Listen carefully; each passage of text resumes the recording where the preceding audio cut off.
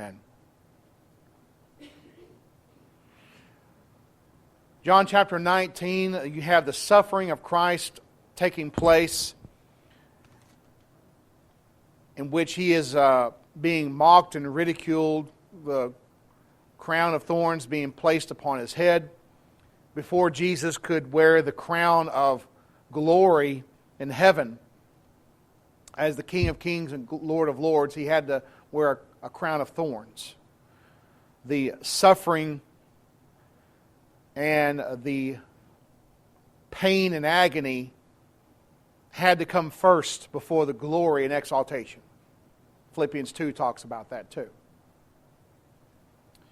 And in like manner also, the Bible tells us, especially in the book of 1 Peter, we might have to suffer with him before we receive that crown of righteousness, that crown of glory.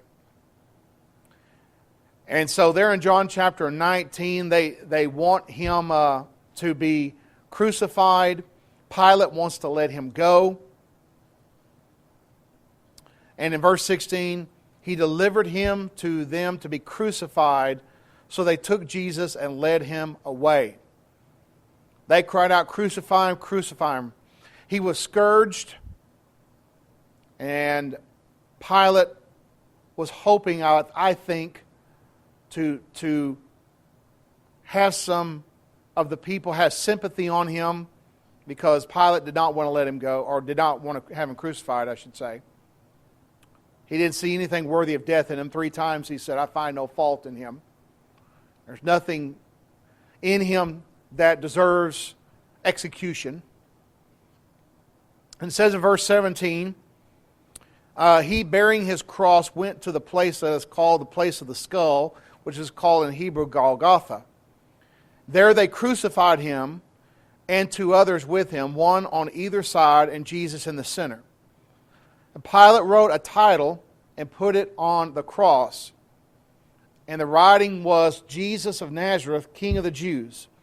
Then many of the Jews read this title, for the place where Jesus was crucified was near the city, and it was written in Hebrew, Greek, and Latin. Therefore the chief priest of the Jews said to Pilate, "Do not write the King of the Jews." But he said, I am the King of the Jews." Pilate answered and said, "What I have written, I have written." So here, as we go back and look, as we stated before, the concept of crucifixion, the details are not given because of the people being very familiar with it. Wednesday night I made a mistake. I said it was the Assyrians who invented it. It was the Persians who invented crucifixion. And it was a cruel way to cause someone to suffer the most before they died.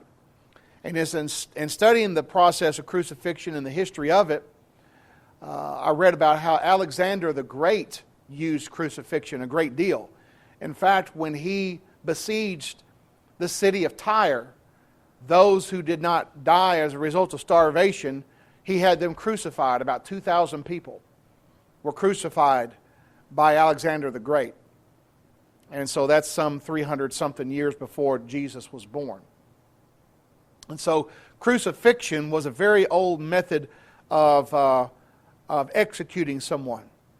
I've even read in the research how that the Islamic militant group known as ISIS has been performing crucifixions with people over in the Middle East who will not submit to Islam. And so even crucifixion is taking place today. And without going off on a tangent, I do hope the next president, whoever he or she might be, and I hope it's a he, not for gender's sake, but I know the problem with the alternative, but again, not to go off on a tangent, will take that threat seriously, because Islam wants to dominate the world. They would destroy this nation, and if they ever got their hands on nuclear weapons, they would use them, because they believe in world domination. And anyway, going back to the concept, they are using crucifixion to crucify people. You don't hear a lot about that in the news, because the news, that would make our president look bad, and we know the news media as a whole wants to make our president look good. But here we see the crucifixion process. And they would take, let's see if I have my visual aid with me. Hopefully, here it is. They would take a nail. This is a replica of a crucifixion spike or nail. And they would place it into the hand. Now, most people traditionally believe that the victim was nailed right there in the palm. That's what you see traditionally on television programs and such. But the Greek word for hand included the part of the arm all the way to the tip of the middle finger. And those who have found crucifixion nails of victims who had been crucified find it through the bones of the wrist, which would be part of the hand according to the Greek word for hand. Because this would not hold the victim. It would tear through the tissue. But if you nail it through the bone there into the wood, that would secure the person on the wood in the crucifixion process. They would also take one foot, place it over the other, and they would place the nail and drive the nail through both feet into the wood.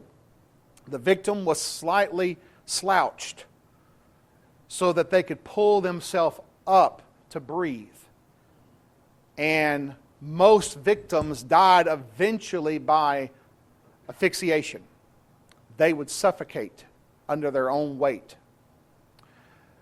I was watching a special documentary. It might have been National Geographic or one of those documentaries that was talking about the medical aspect of crucifixion. And there was a man who volunteered. This was a very fit individual. Volunteered just to hang in that position. I'm not being nailed, but strapped to the position that a crucified man would be involved in. And within 10 to 15 minutes, you could see the person turning red from the pain of just simply hanging by his weight on a position like that. And that's without the nails being driven in, without the prior injury of his lacerated back through scourging, and being up all night the night before. And this was a very fit young man that volunteered for the experiment. And they were monitoring him. They had things all over his body, monitoring what was going on with his breathing and his pulse, just by being hung in that position. And it was very painful just to be hung that way, without the nails. And that was within 15 to 20 minutes. And Jesus was on the cross for 6 hours, approximately. And some people remain on the cross when they were crucified for days and days. It's very interesting that when the destruction of Jerusalem took place in 70 AD, when the Romans came in and destroyed, as Jesus predicted it would happen in Matthew 24, that many of those who were caught up in that destruction of Jerusalem and the destruction of the temple were crucified. The Romans took them and crucified them, just lined them up along the road, and just for long stretches of road, crucified victims. But that's what they did to their Messiah. And see, you reap what you sow. You reap what you sow. And so the crucified victim would struggle to breathe on the cross, and he had to lift himself up and down, and scraping your already lacerated back up against that rough wood to try to breathe. So there's all kind of suffering, misery going on, the pain of being nailed, the pain there, the humiliation. They would do this publicly. It was a billboard, basically, crucifixion. And what they would put above the crucified victim was their crime. Here's their crime, and here's what would happen to you. Most often, the cross, as you do research, you'll find that it's most likely in a T shape rather than the lowercase t, more of a capital T shape, with the sign right up above the head of the victim. But that's not a big deal as to the exact shape of the cross. We just know that it was a cross. And it was a billboard. It was out in the open in the execution area to say, if you do this, if you commit this crime against the Roman Empire, this is what will happen to you. This is your punishment. It was very much like the public executions of the 1800s. Wherever a person committed a crime, they would hang them on the town square to show everyone, if you commit this crime, here's the results of it.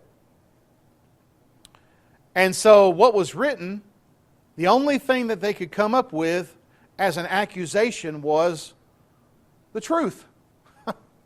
The truth. They meant it as an accusation. And the way Pilate had it written was a slap to the Jewish people. Here's your king. Here's your king. But it was the truth. The only crime he committed was to tell the truth and to be the truth. He is the way, the truth, and the life. And that's the only thing they could come up with. Jesus of Nazareth, King of the Jews. Well, they didn't want it to say that. They wanted it to say, He said, I am King of the Jews. And Pilate said, what I've written, I have written. They wrote it in 3 languages, Hebrew, Greek, and Latin. That was the 3 languages of the day. So that everyone that was there could understand and read it and know what is going on with this person being crucified. So it was a means by which of deterring crime and executing criminals. And the person was kept alive as long as possible.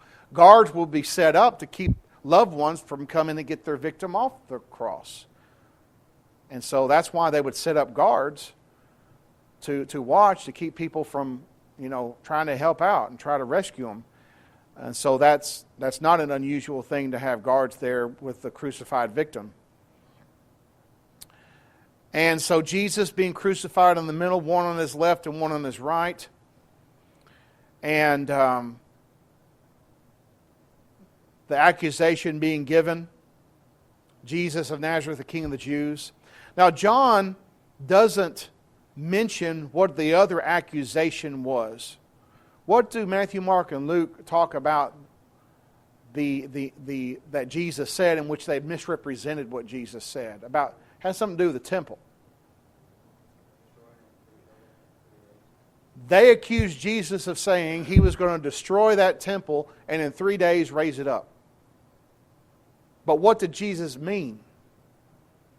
His body, the temple of his body. In fact, earlier in John, that is even said. John chapter 2, I think?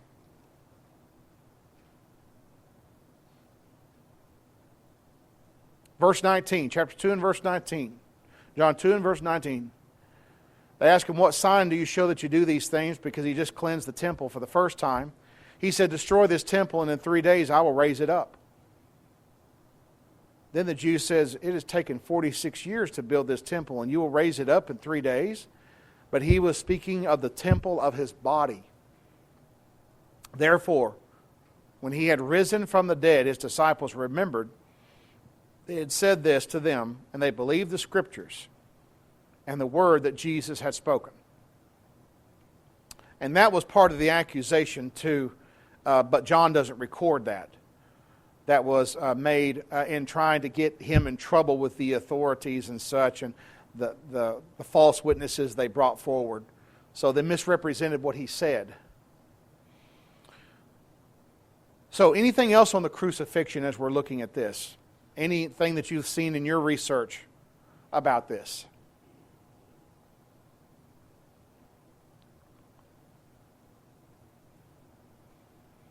It was a very, very painful way to die, and it was meant to be that.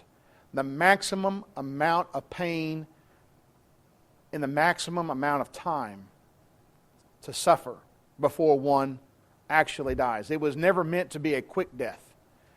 It was meant to be a slow and painful death. And so Jesus enduring this was enduring not only the physical trauma of it, but the spiritual trauma of bearing the sins of the world.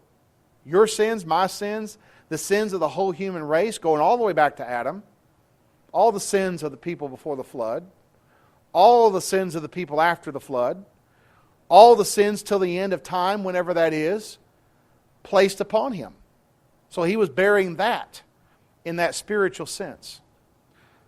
Look at verse 23. When the soldiers, when they had crucified Jesus, took his garments, they made 4 parts, to each soldier a part, and also the tunic. Now the tunic was without seam, woven from top in one piece. They said therefore among themselves, let us not tear it, but cast lots for it, whose it shall be. That the scriptures might be fulfilled, they divided my garments among them, and for my garments they cast lots. Therefore the soldiers did these things. That is from Psalm 22 and verse 18. Yes?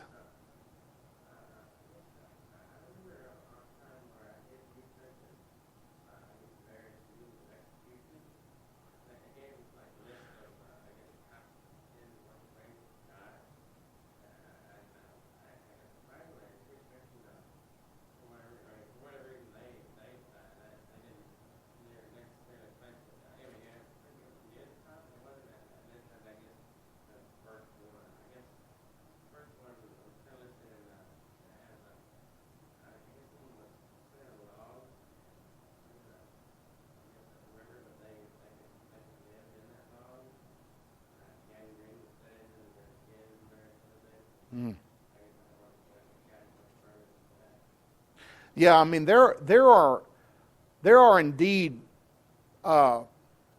probably more painful ways to die and to be executed, but this was the means of execution in a public fashion to get a point across of if you commit crime against the Roman Empire, this is what's going to happen to you. And it's not so much the physical pain that Jesus went through that is as important as the spiritual aspect. No one ever died like Jesus. Oh, there have been thousands of people crucified. Thousands of people crucified. He's not the first person to suffer crucifixion, and he wouldn't be the last. But no one died like he died. Truly innocent.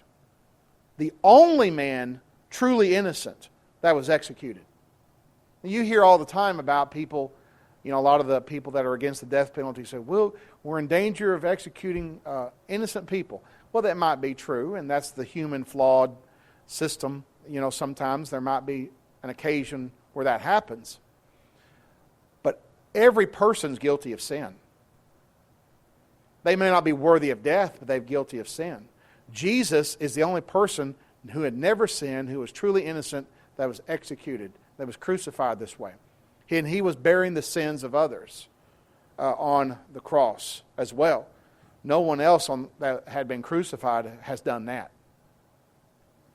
So, in fulfillment of the scripture, Psalm 22 and verse 18, they are casting lots for his garment.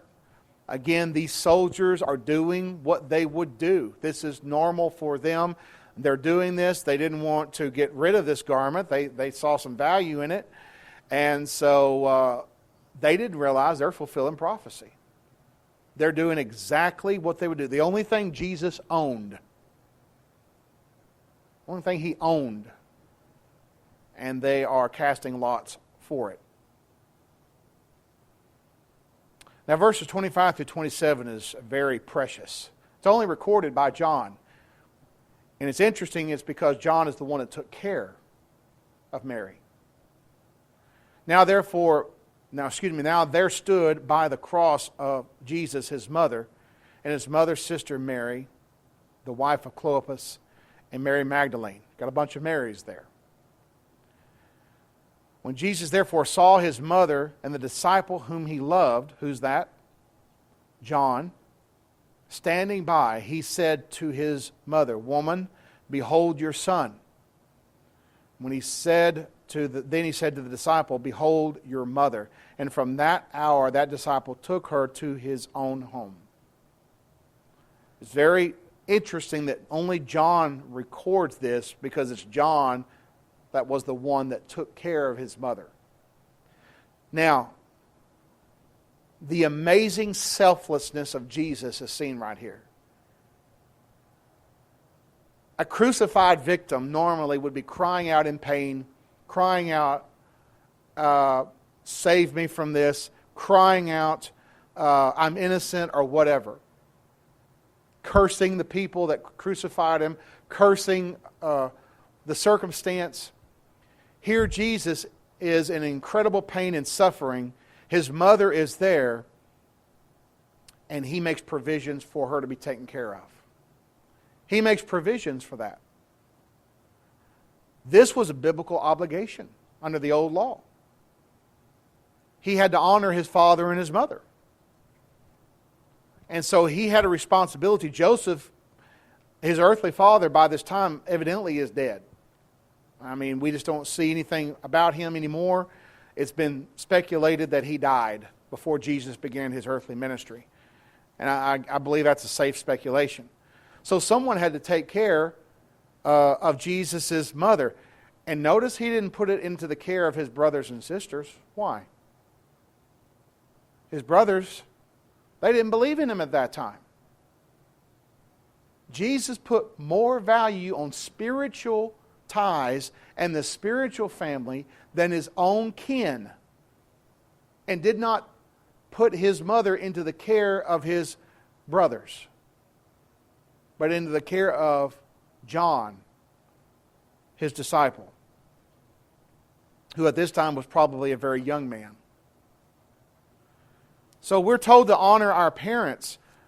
Ephesians chapter 6, verse 1, Children, obey your parents in the Lord, for this is right. Honor your father and your mother, verse 2, which is the first commandment with promise, that it may be well with you, that you may live long on the earth. That's from Deuteronomy chapter 5 and verse 16.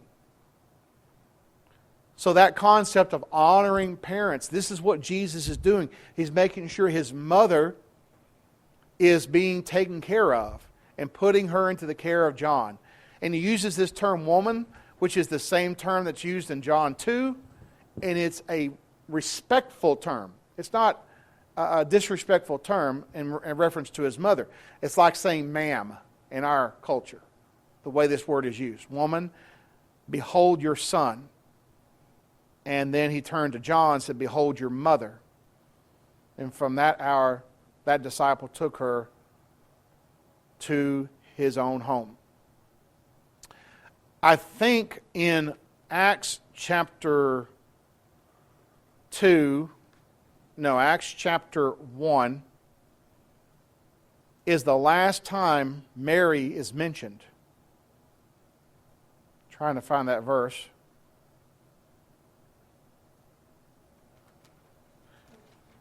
14. They all continued with one accord in prayer, supplication with the woman Mary, the mother of Jesus, and his brothers. And from that point on in the book of Acts, she's not mentioned anymore. There was no prominence given to her. I believe she was a good woman. I believe she was a Christian when that time came to become a member of the church. But she is certainly not someone that Jesus wanted people to pray to worship, to build statues to, images, as you find in Catholicism. But he was taking care of his mother even when he was suffering. And so you see the selfless love of Christ in doing this. And the premium he put on obeying and fulfilling the Scriptures. He knew his mother needed to be taken care of. He knew his obligation before the law that she be taken care of, and put her into the care of John. And providentially, that might be the reason why John is the only apostle that lived to be an old man without being executed, because he had the care of Mary. And tradition says he took care of her until she died. So this selflessness here in verses 25 through 27, being one that cared for other people. Now there were how many sayings from the cross? 7. 7 sayings from the cross. John doesn't go into all those sayings. What he says to his mother we find here, and then goes into just a few of them in the following verses. But in the 6 hours that Jesus was suffering on the cross, there were 7 things that are recorded that he said. Now, there may have been other things that he said that's just not recorded. But what we need to know he said has been recorded for us. Verse 28. After this, Jesus, knowing that all things were now accomplished, that the Scriptures might be fulfilled, said, I thirst. Now a vessel full of sour wine was sitting there, and they filled a sponge with sour wine, put it on a hyssop, and put it to his mouth. So when Jesus had received the sour wine, he said, it is finished. And bowing his head, he gave up his spirit. The other accounts of it said, Father, into your hands I commit my spirit. So you put it all together, he said all of that. John only focuses on it is finished. And so you have the thirst being quenched, and some suggested for him to be able to cry out with a loud voice, and the parchment of his throat being parched, he needed something to drink to be able to cry out like he did. And so that is suggesting why he would take that in and ingest that. Because part of the process of the suffering on the cross too was being exposed to the elements, exposed to the hot sun. Well, of course, we know by that time darkness fell over the land. That's where other accounts show that it became very dark. A supernatural darkness fell over the land during the crucifixion of Christ. And therefore, his suffering is coming to an end. Verse 30, he says, it is finished. That's one word in Greek. It is finished is one word. And it's a word that's used by accountants that means paid in full. Payment made. That's what the word means in Greek. Payment made. It is finished. It's accomplished. The transaction has taken place. And bowing his head, he gave up his spirit. So, if it is finished, Jesus did it, why do we have to do anything? And if we have to do anything, does that say that Jesus didn't accomplish what he set out to do?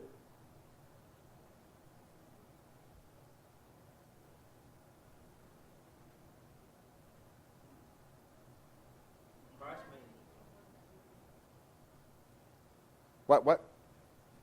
Christ made the way. Made the way. For each and every one of us to have.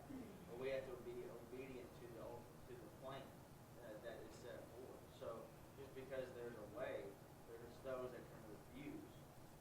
When Christ, John said that he was the truth, the way, and the life. So he's the way. Right. He made that path. He made that way for us to go. But we had to be obedient to the will of the Father to be able to take advantage of that. It's the same, I think you've used the illustration before. If you have a gift for somebody, just because you have that gift and you're willing to give it to them, you say, well, hey, come and get the gift. Come by and get it. Well, they have to actually go and do something to receive that gift, coming to your home or whatever. But it's free. It's for them Exactly. to take. So it is finished does not rule out human responsibility. And so when people, and the reason why I'm bringing that up is because people will bring this up and say, you don't have to be baptized. to be saved. Jesus said, "It is finished." Hebrews 5:9. Well, I guess we'll just have to look at that. Hebrews 5:9. Having been perfected, he became the author of eternal salvation to all who obey him. That's right. He was a son, verse 8, yet he learned obedience through the things that he suffered. So we see there, he suffered, he learned obedience, and when we obey him, he's the source of eternal salvation to those who obey him. So "it is finished" does not rule out human responsibility. "It is finished" means he made the payment for sin on the cross. But that's not even the end of the process. He hadn't been resurrected yet. The resurrection of Christ is just as important as his death on the cross. And so when he says "it is finished," that means that portion of what he was supposed to do in suffering on the cross, to be the Lamb of God, John 1:29, take away the sin of the world, that propitiation, that sacrifice for sin, that was finished.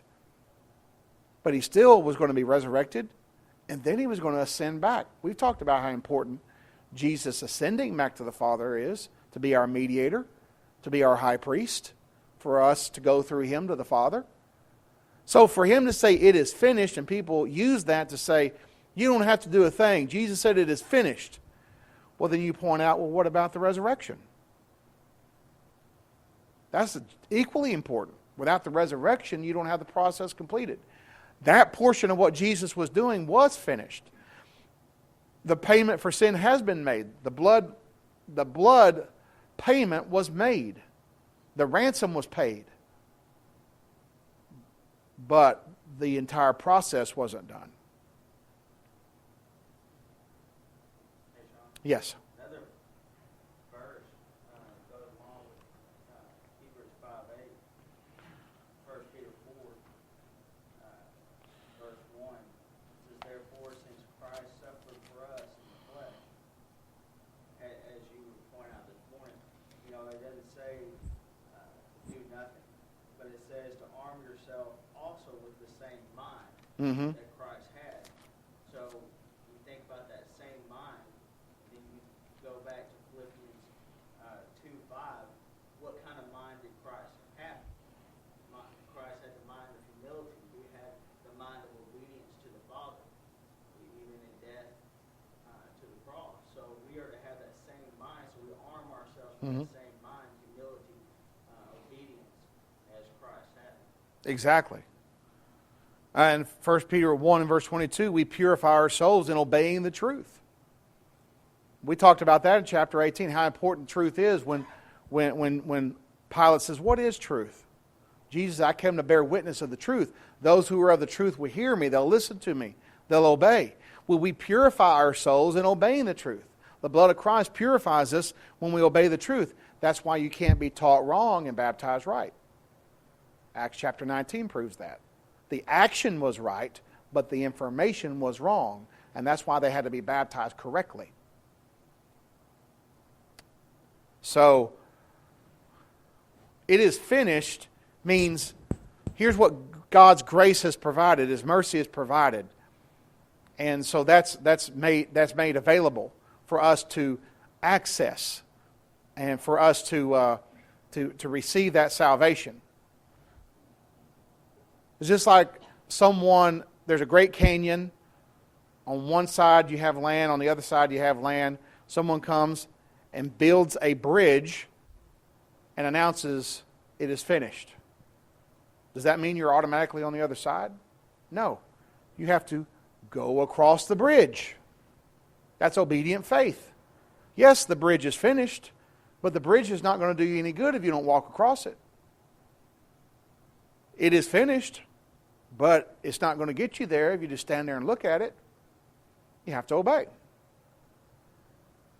It's just like people, or those Israelites there at the Red Sea, when God opened it up and provided the dry land. They had to walk across by faith. Hebrews 11, by faith they walked across, and God saved them. So it is finished does not at all in any way, shape, form, or fashion rule out human responsibility. Now I bring this up because in talking to people who believe in the faith only, grace only concept of salvation, they'll bring this up. They'll bring this verse up and say it is finished. And if you say you have to be baptized, then you're saying Jesus was wrong. Well, you got to explain to them what is going on here and our human responsibility. So Jesus dies, and he bows his head and he gives up his spirit. Now, where does his spirit go? Where does the Bible say that?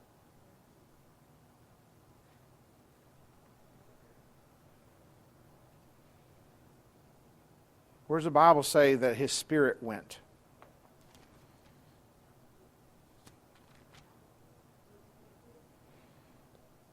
Luke 23, verse 43.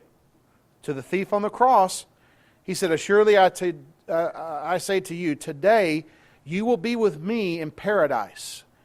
Well, he certainly wasn't talking about the cross right then. That's not paradise. He wasn't talking about the tomb, because Jesus, even though he was buried in a garden, the thief wasn't going to be buried with him. So he's not talking about being buried in the same tomb. He's talking about paradise, the place the human spirit goes that's right with God. Between death and the resurrection at the end of time. That place is in the realm or the dimension known as Hades, which means the unseen realm. Acts chapter 2. Acts chapter 2.